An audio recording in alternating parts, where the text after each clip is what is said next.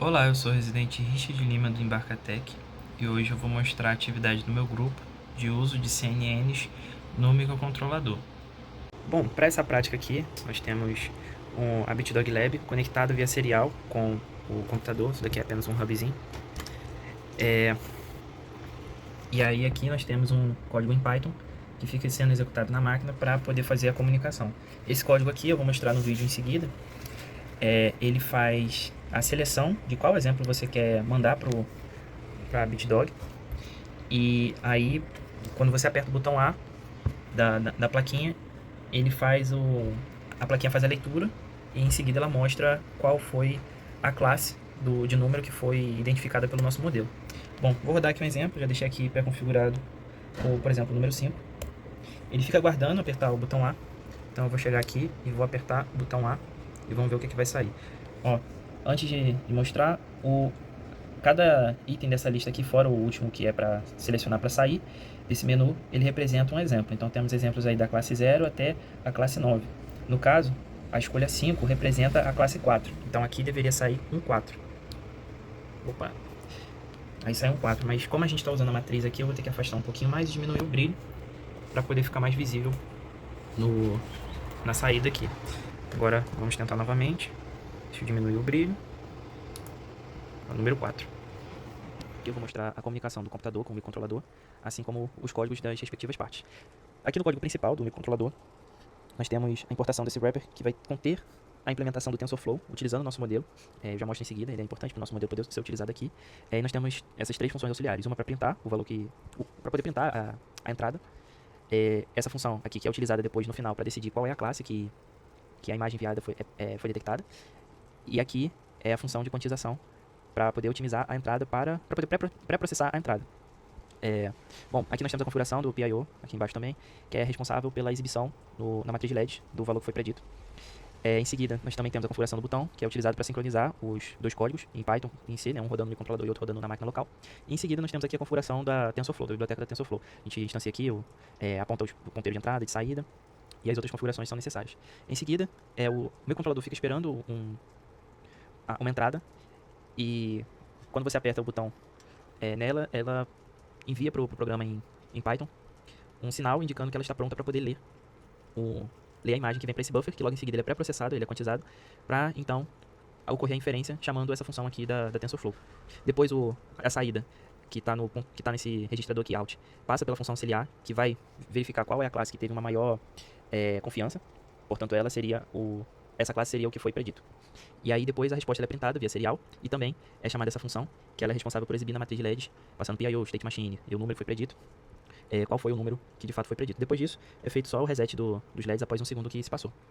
Bom, agora eu vou mostrar rapidamente aqui a parte da animação na matriz de LEDs antes de prosseguir.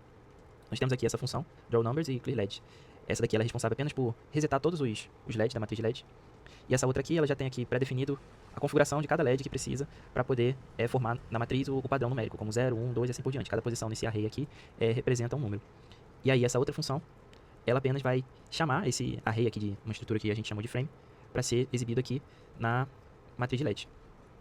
Bom, agora eu vou mostrar aqui a biblioteca do TensorFlow, onde para poder carregar nosso modelo a gente só precisa importar aqui. Lembrando que o modelo está aqui, ele foi exportado para esse formato .h aqui, que pode ser lido, né, pode ser interpretado aqui em C.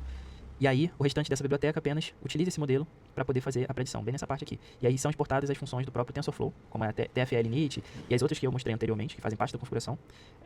Essa parte aqui já é da própria biblioteca, a gente só precisa mesmo apontar qual que é o nosso modelo para ele poder compreender. E em seguida, por fim, nós temos aqui o código em Python, que ele é responsável por fazer uma interface via serial com a nossa Raspberry, onde aqui você precisa informar qual é a sua porta em que a Raspberry está conectada, ou outro microcontrolador, se for o caso. Uma forma fácil de você verificar isso é vindo aqui no Serial Monitor, e aí você analisa, tem que estar igual, senão o código não vai funcionar, vai dar um erro. E aí, basicamente, esse código em Python aqui, ele tenta se conectar primeiro via serial. Se conseguir, ele dá um ok, prossegue, senão ele já dá um erro no terminal, que você pode verificar. É só não conectar nada e chamar o código para ser executado pelo Python.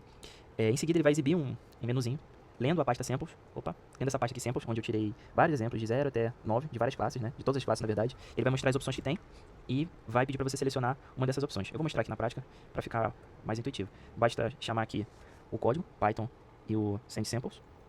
Ele vai tentar se conectar, Ó, conseguiu se conectar. Se eu desconectar a placa, ele dá um erro. Ó, deu um erro aqui, inesperado, porque a placa foi desconectada. Agora eu vou reconectar aqui, pra de fato rodar dessa vez. Ele vai tentar se conectar novamente. Conseguiu se conectar, e aí eu escolho qual é o exemplo que eu quero. Então eu vou querer o exemplo número 1, por exemplo. Eu aperto Enter. E agora ele vai ficar esperando o microcontrolador mandar um sinal indicando que está pronto. É só apertar o botão A da BitDog Lab, como a gente pode acompanhar aqui nessa parte. Ele fica aguardando.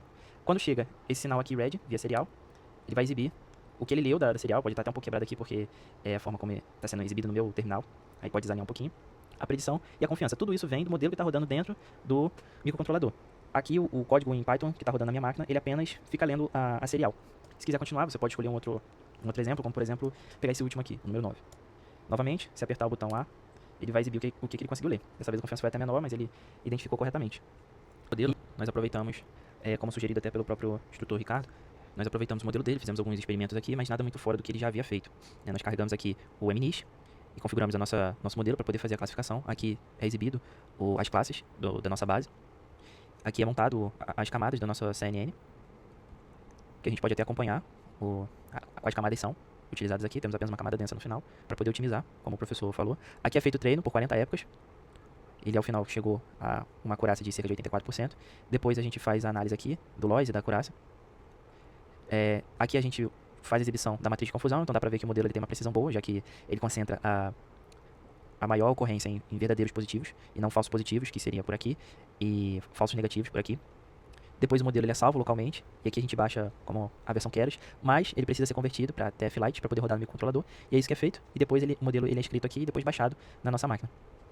Bom, por fim, aqui nesse código que está mais ou menos aqui, só um instante, pronto, aqui, nesse código aqui, a gente faz uma separação de um elemento por classe para poder jogar dentro do nosso terminal, para poder exibir depois, e aqui é feito o download compactado, uma pasta compactada, na verdade aqui ele baixa tudo, mas pode falhar, então a gente resolveu compactar tudo em uma pasta para poder baixar os exemplos, para poder testar dentro do nosso microcontrolador através da serial, utilizando o código em Python. Por fim, aqui no final a gente imprimiu a matriz de confusão e as classificações como precisão, recal, F1 score e esse suporte aqui para cada uma das classes, de 0 até 9.